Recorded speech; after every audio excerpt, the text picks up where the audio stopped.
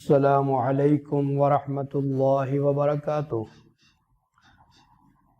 الحمد للہ وکفی وسلام علی عبادہ الذین اصطفی۔ اللہم صل علی محمد وعلی آل محمد کما صلیت علی ابراہیم وعلی آل ابراہیم انک حمید مجید۔ اللہم بارک علی محمد وعلی آل محمد کما بارکت علی ابراہیم وعلی آل ابراہیم انک حمید مجید۔ اللہم انفعنا بما علمتنا وعلمنا ما ينفعنا وزدنا علما۔ رب اشرح لی صدری ویسر لی امری واحلل عقدۃ من لسانی یفقہوا قولی، اما بعد۔ معزز ناظرین، آج خلاصہ مضامین قرآن کے سلسلہ میں ہماری 15ویں نشست ہے، اور آج ہم اللہ کی توفیق کے ساتھ قرآن مجید کے 15ویں پارے کے مضامین کا خلاصہ سماعت کریں گے۔ 15ویں پارے میں سورہ بنی اسرائیل ہے، اس کا دوسرا نام سورۃ الاسراء بھی ہے۔ اس کے آغاز میں اللہ سبحانہ و تعالی نے رسول اکرم صلی اللہ علیہ وآلہ وسلم کے واقعہ اسراء و معراج کے سفر کے پہلے حصے کا تذکرہ کیا ہے۔ اسراء رات کے وقت سفر کرنے کو کہتے ہیں، اور آپ صلی اللہ علیہ وآلہ وسلم کے اس عظیم واقعے کا وہ حصہ، آپ کا وہ سفر جو مکہ مکرمہ سے بیت المقدس تک تھا، اس کو اسراء کہتے ہیں، اور آپ کا وہ سفر جو زمین سے آسمان تک تھا، اس کو معراج کہتے ہیں۔ تو یہاں پر اسراء کا ذکر ہے۔ فرمایا سبحان الذی اسری بعبدہ لیلا من المسجد الحرام الی المسجد الاقصی الذی بارکنا حولہ لنریہ من آیاتنا انہ هو السمیع البصیر۔ پاک ہے وہ ذات جس نے اپنے بندے کو رات کے تھوڑے سے حصے میں مسجد حرام سے مسجد اقصی تک سیر کرائی،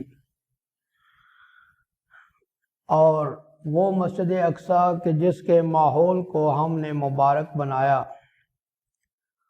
اور سیر کس لیے کرائی؟ لنوریہ من آیاتنا، تاکہ ہم اپنے محبوب کو اپنی نشانیاں دکھائیں۔ تو احادیث مبارکہ میں اس کی وضاحت ملتی ہے کہ رسول اکرم صلی اللہ علیہ وآلہ وسلم نے فرمایا کہ جبریل امین میرے پاس آئے، حدیث میں آتا ہے، اور ایک سواری لے کر آئے کہ جس کا قد گدھے سے اونچا اور خچر سے کم تھا، اس کو براق کہا جاتا تھا۔ تو آپ صلی اللہ علیہ وآلہ وسلم کو اس پر سوار کروایا گیا، اور وہ اتنی برق رفتار تھی کہ جہاں تک اس کی نظر جاتی تھی وہاں پر اس کا پاؤں جاتا تھا۔ تو بیت المقدس میں آپ کو لے جایا گیا، اور اللہ تعالیٰ نے پہلے تمام انبیاء کرام کو بیت المقدس میں جمع فرمایا، اور آپ صلی اللہ علیہ وآلہ وسلم نے ان انبیاء کرام کی نماز میں امامت کروائی، اور تمام انبیاء کرام نے آپ کی امامت میں نماز ادا کی۔ یہ شرف اور یہ شان اور یہ مقام ہمارے پیارے پیغمبر صلی اللہ علیہ وآلہ وسلم کو عطا کیا گیا۔ سورہ بنی اسرائیل میں اس میں جو آپ کے واقعہ معراج کا ذکر ہے، وہ 27ویں پارے میں سورہ النجم کے اندر اللہ تعالیٰ نے اس کا ذکر کیا ہے، وہاں پر انشاءاللہ اس کا ذکر آئے گا۔ سورہ بنی اسرائیل میں اللہ سبحانہ و تعالیٰ نے والدین کے حوالے سے بڑے ہی پیارے اور بڑے ہی احسن انداز میں ان کی خدمت اور ان کے احترام کا ذکر فرمایا۔ فرمایا وَقَضَىٰ رَبُّكَ أَلَّا تَعْبُدُوا إِلَّا إِيَّاهُ وَبِالْوَالِدَيْنِ إِحْسَانًا، تیرے رب کا یہ حکم ہے، فیصلہ ہے کہ اس کے سوا کسی کی عبادت نہ کرو، وَبِالْوَالِدَيْنِ إِحْسَانًا، اور ماں باپ کے ساتھ احسن اچھا سلوک کرو۔ إِمَّا يَبْلُغَنَّ عِنْدَكَ الْكِبَرَ أَحَدُهُمَا أَوْ كِلَاهُمَا فَلَا تَقُلْ لَهُمَا أُفٍّ، اگر ان میں سے دونوں یا دونوں میں سے کوئی ایک تمہاری زندگی میں بڑھاپے تک پہنچ جائے تو ان کے لیے تم اف کا کلمہ بھی اپنی زبان سے نہ کہو، یعنی بڑھاپے کی وجہ سے، ادھیڑ عمر ہونے کی وجہ سے ظاہر ہے کہ انسان کے مزاج کے اندر کچھ سختی آ جاتی ہے، کچھ چڑچڑاپن آ جاتا ہے۔ اگر وہ تمہیں ڈانٹ دیں یا تم پر سختی کریں تو تمہاری طرف سے جو ایک بیزاری کا معمولی سا اظہار ہے اف کا کلمہ، کہ ان کی بات کو سن کے اف کہنا یا افسوس کہنا، افسوس کا اظہار کرنا، یہ بھی تمہاری طرف سے نہیں ہونا چاہیے۔ چاہے جائے کہ انسان ان کو برا بھلا کہے یا ان کو گالی گلوچ دے یا استغفر اللہ ان کے اوپر کوئی تشدد کرے، تو اللہ تعالیٰ نے فرمایا کہ ان کے لیے تم نے اف کا کلمہ بھی اپنی زبان سے ادا نہیں کرنا، ولا تنہرہما، اور ان کو ڈانٹنا بھی نہیں، یعنی ان کو برا بھلا نہیں کہنا، ان کو جھڑکنا نہیں، ان کے اوپر غصے کا اظہار نہیں کرنا، یعنی محبت اور پیار کے ساتھ ہمیشہ ان کے ساتھ پیش آنا ہے، نرمی کے ساتھ پیش آنا ہے۔ وَقُلْ لَهُمَا قَوْلًا كَرِيمًا، اور تم ان کے لیے ہمیشہ اچھی بات کہنا، یعنی پیاری بات، نرمی والی بات، احترام اور عزت والی بات کرنی ہے۔ پھر آگے فرمایا وَاخْفِضْ لَهُمَا جَنَاحَ الذُّلِّ مِنَ الرَّحْمَةِ، اور ان کے لیے شفقت کی وجہ سے، مہربانی کی وجہ سے اپنے بازو کو ہمیشہ جھکا کے رکھنا، یعنی ان کے سامنے عاجز رہنا، انکساری کا مظاہرہ کرتے رہنا، کوئی ان کے سامنے اکڑنا نہیں، ان کے سامنے تم نے تکبر نہیں کرنا، کیوں کہ اللہ تعالیٰ نے ان کا دیکھیں کتنا زیادہ احترام اور عزت دین اسلام کے اندر رکھا ہے۔ یہ تو ان کے ساتھ معاملہ ہے نا، فرمایا وَقُلْ رَبِّ ارْحَمْهُمَا كَمَا رَبَّيَانِي صَغِيرًا، اور رب کے سامنے بھی ہمیشہ ان کے لیے دعا کرتے رہو، یعنی اللہ سے یہ دعا سکھائی گئی والدین کے لیے، رب ارحمہما، اے میرے رب ان دونوں کے اوپر رحم فرما، کما ربیانی صغیرہ، جس طرح کہ میرے بچپن کے اندر انہوں نے میری پرورش کی، یعنی یاد دلایا جا رہا ہے کہ جب تم چھوٹے سے تھے، جب تم دنیا میں آئے تھے، تم بالکل کمزور تھے، تم بالکل بے سہارا تھے، والدین کو اللہ تعالیٰ نے تمہارا سہارا بنایا، ان کے دل میں تمہاری محبت ڈالی، اور وہ کس طرح تمہاری تربیت کیا کرتے تھے، کس طرح تمہیں پالا کرتے تھے، تمہیں جو ہے وہ گود میں اٹھاتے، اور ماں جو ہے تمہیں دودھ پلاتی، دن رات تمہارا خیال کرتے، تو یعنی یہ سکھایا جا رہا ہے کہ ان کی پرورش کو تم یاد کرو، ان کی قربانیوں کو تم یاد کرو۔ اور حقیقت بات یہ ہے کہ انسان اگر پوری زندگی والدین کی خدمت کرتا رہے تو وہ جو ان کے احسانات ہیں، وہ جو ان کی شفقت ہے، اس کا وہ کبھی حق ادا نہیں کر سکتا، ان کے احسان کا کبھی بدلہ انسان ادا نہیں کر سکتا جو اس نے اس اولاد کے اوپر کیے ہیں۔ سورہ بنی اسرائیل کے اندر اللہ سبحانہ و تعالی نے حکمت کی باتیں بیان فرمائی۔ حکمت کی باتیں بڑا ہی پیارے انداز میں سب سے پہلے بتایا کہ اولاد کو قتل نہ کرو خوراک کی وجہ سے، رزق کی وجہ سے، ان کو ہم کھلائیں گے کیسے۔ دوسری بات بتائی کہ وَلَا تَقْرَبُوا الزِّنَا، زنا کے قریب نہ جاؤ۔ یعنی آپ اندازہ لگائیں کہ قرآن مجید کا انداز ملاحظہ کریں کہ یہ نہیں فرمایا کہ زنا نہ کرو، فرمایا وَلَا تَقْرَبُوا الزِّنَا، زنا کے قریب نہ جاؤ۔ کیا مطلب؟ کہ جو راستے زنا کی طرف جاتے ہیں ان کو بھی اختیار نہ کرو۔ یہ موسیقی ہے، یہ گانے بجانے، اور پھر اس کے بعد پوریاں فحاشی کی چیزیں دیکھنا، تصویریں دیکھنا، ایسی موویز دیکھنا انٹرنیٹ پر یا کسی بھی ذریعے کے ساتھ، یا اس طرح کی گفتگو، اس سے پرہیز کرنے کا حکم دیا جا رہا ہے۔ حدیث پاک کے اندر آتا ہے، رسول اکرم صلی اللہ علیہ وآلہ وسلم نے فرمایا کہ آنکھیں بھی زنا کرتی ہیں، اور ان کا زنا کیا ہے؟ دیکھنا، بری چیزوں کو دیکھنا، یہ زنا ہے آنکھوں کا۔ اور فرمایا کان بھی زنا کرتے ہیں، اور ان کا زنا کیا ہے؟ سننا، ایسی باتیں، بے حیائی کی باتیں سننا۔ تو ایسی چیزوں سے انسان کو پرہیز کرنا چاہیے کہ جو انسان کو اس بے حیائی کی طرف لے کے جانے والی ہوں۔ تیسری بات کیا فرمائی؟ وَلَا تَقْتُلُوا النَّفْسَ الَّتِي حَرَّمَ اللَّهُ إِلَّا بِالْحَقِّ، کسی جان کو ناحق قتل نہ کرو۔ چوتھی بات کیا فرمائی؟ وَلَا تَقْرَبُوا مَالَ الْيَتِيمِ، یتیم کے مال کے قریب نہ جاؤ،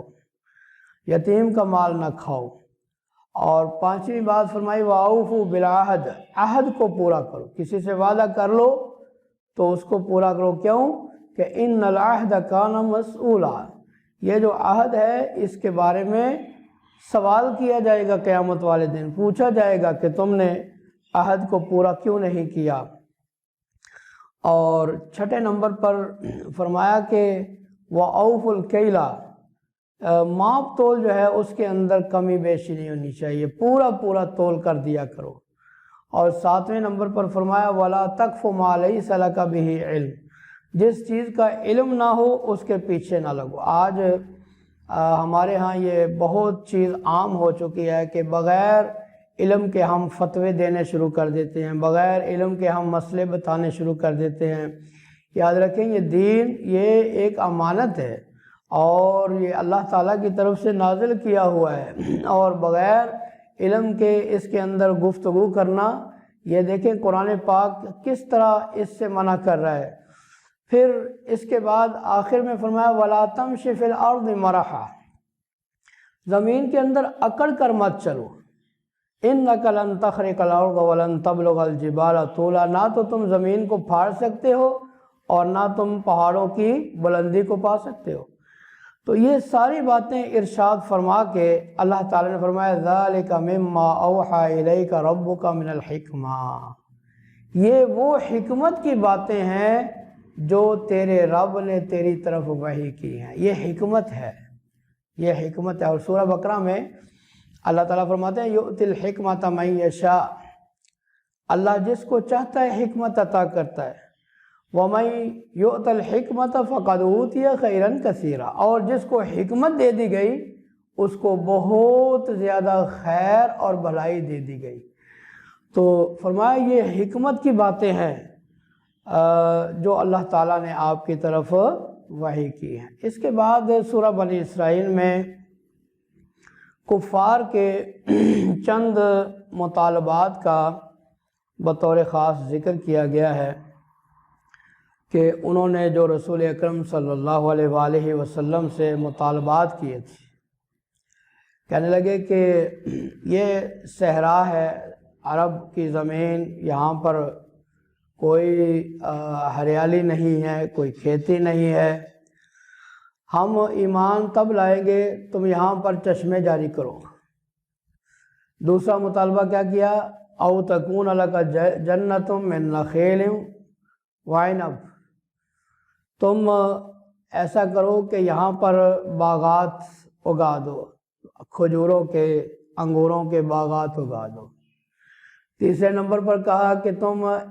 ان باغات کے اندر پھر نہریں جاری کرو، دریا چلاؤ یہاں پر، پھر ہم ایمان لائیں گے تمہارے اوپر۔ پھر کہنے لگے اگر ایسا بھی نہیں کر سکتے تو ایسا کرو، نعوذ باللہ، جس طرح تم سمجھتے ہو کہ ہم پر عذاب آئے گا تو پھر آسمان کو پھر ہمارے اوپر گرا دو، نعوذ باللہ من ذالک، ہمیں تباہ و برباد کر دو۔ پھر کہنے لگے یا پھر ایسا کرو کہ اللہ اور فرشتوں کو جماعت کی شکل میں ہمارے پاس لے کر آؤ، او تأتی باللہ والملائکۃ قبیلا، اللہ خود آئے ہمارے پاس اور فرشتے بھی آئیں اور آ کر ہمیں کہیں کہ یہ اللہ کے رسول ہیں تو ہم پھر مان لیں گے، نعوذ باللہ میں۔ دیکھیں آپ ان کی ہٹ درمی ملاحظہ کریں۔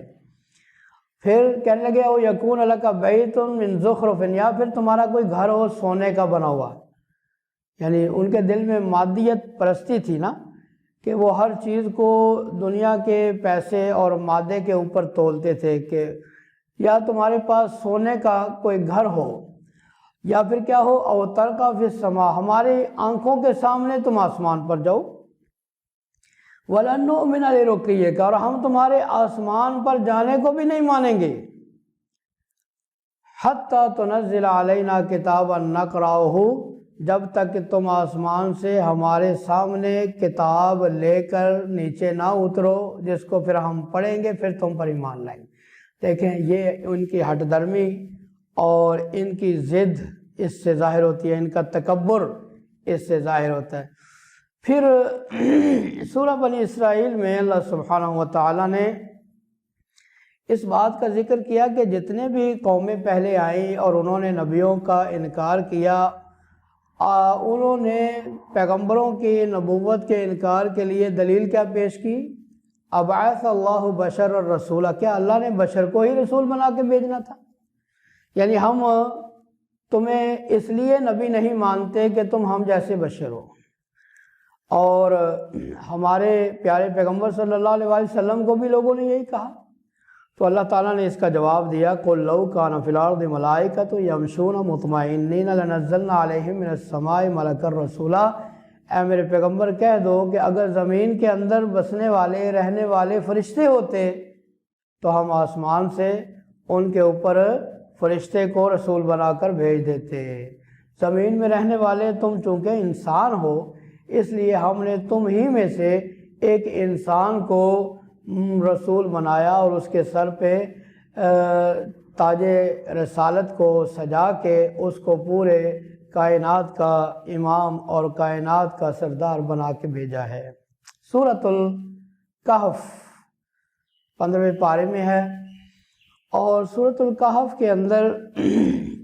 4 بڑے واقعات اللہ سبحانہ وتعالی نے بیان کیا۔ پہلا واقعہ اصحاب کہف کا ہے کہ پہلی قوموں کے اندر یہ جو ہے چند ایک نوجوان تھے کہ جو ایمان لے آئے۔ قوم جو ہے وہ شرک کے اندر مبتلا تھی، اور وقت کی جو حکومت ہے وہ بھی شرک کی دعوت دینے والی تھی۔ تو یہ چند جو نوجوان ہیں جب یہ مسلمان ہو گئے، ایمان لے آئے، تو ان کے اوپر سختیاں شروع ہو گئیں، ان کے اوپر تشدد شروع ہو گیا، جیسا کہ ہر جگہ پر عام طور پر ہوتا ہے کہ جب بھی کوئی انسان توحید کو قبول کرتا ہے، شرک کا رد کرتا ہے، تو پھر اس کی مخالفت ہوتی ہے۔ لیکن یہ جو نوجوان ہیں ہر طرف سے ان کے جو ہے وہ عرصہ حیات تنگ کیا جانے لگا، تو انہوں نے ان کا موقف کیا تھا کہ ربنا رب السماوات والارض لن ندعو من دونه الہا لقد قلنا اذا شططا، ہمارا رب وہ ہے جو آسمان و زمین کا رب ہے، ہم اس کے علاوہ یہ جو زمین والے ہیں ان کو رب نہیں مانتے، اور ہم اس کے علاوہ کسی اور الہ کو نہیں پکاریں گے۔ یہ ان کا بنیادی موقف اور ان کا عقیدہ تھا توحید والا۔ اور فرمایا کہ یہ جو ہے جب لوگوں نے ان کو تنگ کر دیا، بہت زیادہ ان کا رہنا مشکل ہو گیا، تو انہوں نے آپس میں مشورہ کر کے وہاں سے جو ہے یہ نکلے اور دور پہاڑوں میں جا کر یہ جو ہے غار کے اندر چھپ گئے، پناہ لے لی انہوں نے غار کے اندر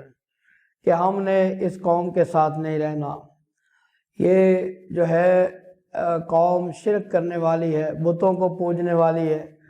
ان سے علیحدہ ہو کے یہ لوگ جو ہے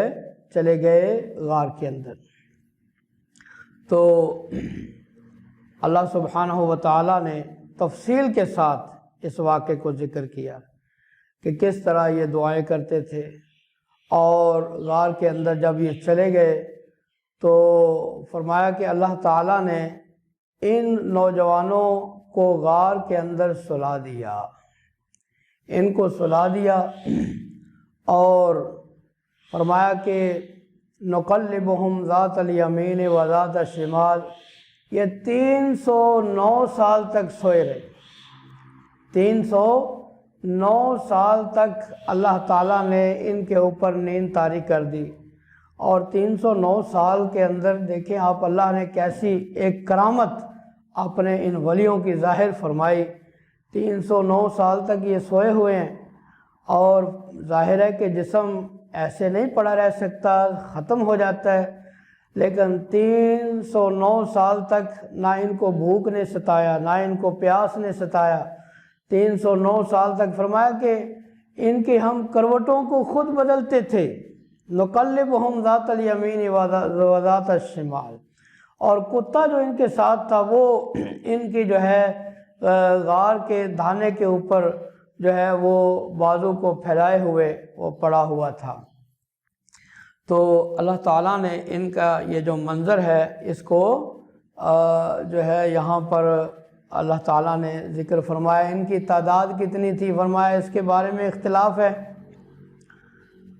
بعض کہتے ہیں کہ یہ 3 تھے اور چوتھا ان کا کتا تھا، بعض کہتے ہیں کہ یہ 5 تھے اور چھٹا ان کا کتا تھا، اور بعض کہتے ہیں کہ 7 تھے اور 8واں ان کا کتا تھا۔ فرمایا قل ربی عالم بعدتہم، اے میرے پیغمبر کہہ دو میرے رب کو معلوم ہے ان کی تعداد کتنی تھی، اللہ تعالیٰ کو ہی معلوم ہے۔ تو ان کو اللہ تعالیٰ نے جو ہے 309 سال تک سلائے رکھا، اور جب یہ اس کے بعد بیدار ہوئے تو فرمایا کہ یہ آپس میں ایک دوسرے سے پوچھنے لگے کم لبثتم، کتنا عرصہ تم سوئے رہے ہو؟ اب آپ اندازہ لگائیں کہ 309 سال تک یہ سوئے ہوئے ہیں، لیکن ان کے بال، داڑیاں، سر کے بال، ان کے ناخن ویسے کے ویسے ہیں، ان کے کپڑے لباس ویسے کے ویسے ہیں، یعنی کہ کوئی ان کو شک نہیں، کہنے لگے لبثنا یومن او بعض یوم، لگتا ہے ایک دن پورا سوئے رہے ہیں یا دن کا کچھ حصہ سوئے رہے ہیں۔ ظاہر ہے اگر ان چیزوں میں کوئی تبدیلی ہوتی تو یہ پریشان ہوتے یا کوئی تعجب کا اظہار کرتے، عام سی بات ہے، ایک دن سوئے رہے ہیں یا دن کا کچھ حصہ سوئے رہے ہیں۔ یہاں سے ایک بات یہ بھی پتہ چلتی ہے کہ یہ اللہ تعالیٰ کے ولی ہیں، اولیاء اللہ ہیں، ان کی ولایت میں کوئی شک نہیں ہے، اور 309 سال تک قرآن کہتا ہے کہ یہ سوئے رہے ہیں،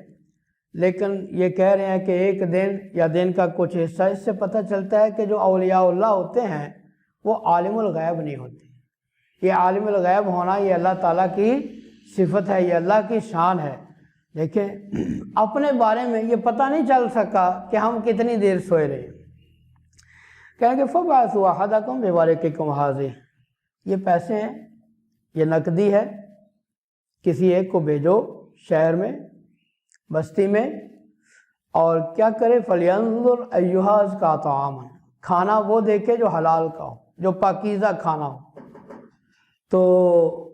فَلْيَأْتِكُمْ بِرِزْقٍ مِّنْهُ، کھانا لے کر آئے، وَلْيَتَلَطَّفْ، اور نرمی سے بات کرے، وَلَا يُشْعِرَنَّ بِكُمْ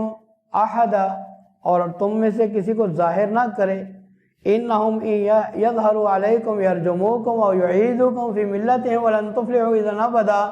اگر ان کو تمہارا پتہ چل گیا تمہیں رجم کر دیں گے، سنسار کر دیں گے، یا تمہیں واپس اپنے دین میں لے جائیں گے اور تم کبھی، اب اندازہ کریں 309 سال ہو چکے ہیں لیکن ابھی تک یہ کل کی بات سمجھ رہے ہیں، اور وہی باتیں وہی چیزیں ان کے ذہن میں ہیں، وہی قوم، مخالفت، وہی تشدد، وہی جو ہے اختلاف، جھگڑے، کہیں تمہیں وہ سنسار نہ کر دیں، مار نہ دیں۔ تو لیکن معاملات بدل چکے تھے، 309 سال ایک عرصہ گزر گیا، صدیاں گزر گئیں، لوگ بدل گئے، علاقہ بدل گئے، نقشے بدل گئے، حکومتیں بدل گئیں۔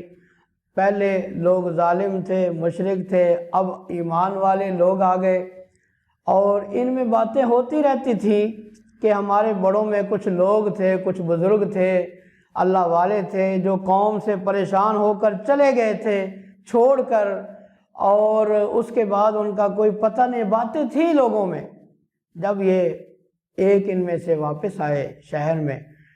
اور نقدی دی، نقدی پرانی تھی بادشاہ کی، جب معاملات کھلنے لگے تو لوگوں کو پتہ چلا کہ یہ وہی لوگ ہیں، ان کے ساتھ معاملات کھل گئے، ظاہر ہو گئے، وہاں پر چلے گئے۔ تو فرمایا کہ کہنے لگے کہ ہم ان کی اس جگہ پر مسجد بنائیں گے۔ انہوں نے اللہ سے دعا کی، یا اللہ ہمارے معاملے کو ظاہر نہ کر، ہمیں فتنے میں مبتلا نہ کرنا۔ اللہ نے دوبارہ ان کو پھر وہاں پر موت عطا فرما دی۔ تو اس یہ بڑا عظیم واقعہ سورۃ الکہف میں۔ سورۃ الکہف ایک ایسی سورہ ہے کہ جس کے بارے میں رسول اکرم صلی اللہ علیہ وآلہ وسلم نے جمعہ کے دن خاص طور پر اس کو پڑھنے کی تاکید فرمائی، اور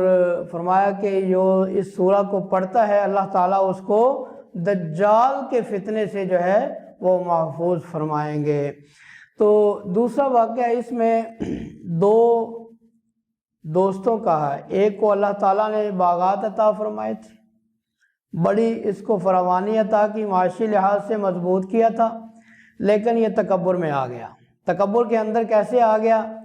فرمایا کہ اپنے دوست سے کہنے لگا کہ میرے پاس مال بھی زیادہ ہے، میرے پاس عزت بھی زیادہ ہے، اور کہنے لگا کہ یہ جو میرے باغات ہیں یہ میں نہیں سمجھتا کہ کبھی یہ فنا ہوں گے، اور میں نہیں مانتا کہ کبھی قیامت بھی آئے گی، اور آگ بھی گئی تو مجھے وہاں پہ بھی اس سے بہتر جو ہے وہ انجام ملے گا، منظر ملے گا قیامت والے دن بھی۔ اس کا یہ گمان تھا، تکبر میں آ گیا، اور اس کا ساتھی اس کو کہتا تھا کہ اللہ کے ساتھ کفر کرتا ہے، جس نے تجھے مٹی سے بنایا پھر نطفہ سے بنایا، تو اس کو نصیحت کرتا تھا، لیکن یہ نہیں مانا۔ فرمایا وَأُحِيطَ بِثَمَرِهِ، اس کے ساری معیشت کو، باغات کو تباہ و برباد کر دیا گیا۔ افسوس کرنے لگا، کفِ افسوس ملنے لگا، جو کچھ پونجی تھی، جو سرمایہ تھا، سارے کا سارا تباہ ہو گیا، اور پچھتانے لگا کاش میں اللہ کے ساتھ شرک نہ کرتا اور اللہ تعالیٰ کی نافرمانی نہ کرتا، لیکن فرمایا کوئی اس کی مدد کو نہیں آیا جب اللہ تعالیٰ نے اس کی پکڑ کی۔ تیسرا واقعہ موسیٰ علیہ السلام اور جناب خضر کا ہے۔ یہ چونکہ اگلے پارے 16ویں پارے تک بھی جاتا ہے، تو انشاءاللہ یہاں سے پھر اگلے جو ہے وہ نشست کا آغاز کریں گے۔ وآخر دعوانا ان الحمد للہ رب العالمین۔